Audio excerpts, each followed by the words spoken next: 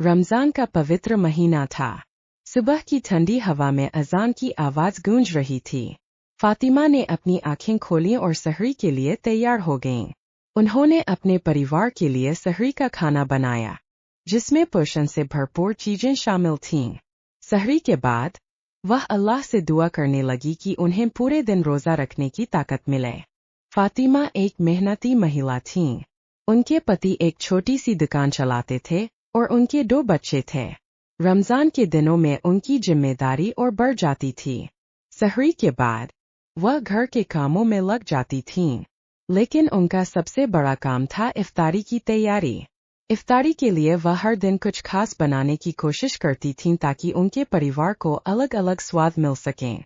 उस दिन फातिमा ने तय किया कि वह इफ्तारी के लिए समोसे, फलों की चाट, खजूर और खास पुदीने की चटनी बनाएंगी। समोसे बनाने के लिए उन्होंने आटा गूंथा, आलू का मसाला तैयार किया और फिर उन्हें बारीकी से त्रिकोण आकार में बंद किया। समोसे तलने के लिए उन्होंने कढ़ाई में तेल गर्म किया और धीरे धीरे उन्हें सुनहरा होने तक तला। इसके बाद उन्होंने फलों की चाट तैयार की। सेब, केला, अंगूर और अनार के दानों को काटकर उन्हें एक बड़े कटोरे में मिलाया। फिर उन्होंने उसमें थोड़ा नींबू का रस और काला नमक डालकर उसे ताज़ा और स्वादिष्ट बना दिया। खजूर को उन्होंने अच्छी तरह धोकर एक प्लेट में सजा दिया, क्योंकि यह रोज़ा खोलने की सुन्नत थी। पुदीने की चटनी बनाने के लिए उन्होंने ताज़ा पुदीने के पत्ते, हरी मिर्च, नींबू का रस और नमक को मिक्सी में पीसकर एक मसालेदार चटनी तैयार की। यह चटनी समोसों के साथ परोसी जानी थी। दोपहर तक फातिमा की मेहनत जारी रही। वह थक गई थीं, लेकिन उनके चेहरे पर एक मुस्कान थी। उन्हें पता था कि इफ्तारी के समय उनके परिवार के चेहरे पर खुशी देखकर उनकी सारी थकान दूर हो जाएगी।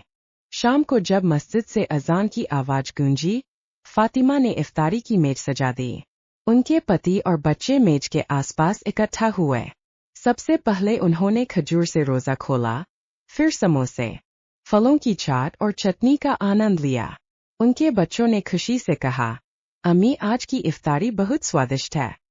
फातिमा ने मुस्कुराते हुए कहा, यह सब अल्लाह की मेहरबानी से है। उन्होंने अपने परिवार के साथ इफ्तारी की और फिर मगरिब की नमाज पढ़ने चली गईं। फातिमा की मेहनत और लगन ने उनके परिवार के लिए रमजान के इस पवित्र महीने को और भी खास बना दिया।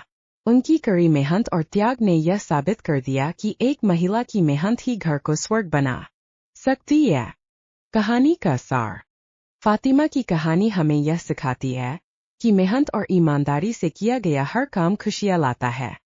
रमजान के पवित्र महीने में इफ्तारी की तैयारी न केवल एक जिम्मेदारी है, बल्कि अल्लाह की रज़ा पाने का एक जरिया भी है। फातिमा जैसी मेहनती महिलाएं हमारे समाज की रीढ़ है, जो अपने परिवार को प्यार और मेहनत से संवारती है।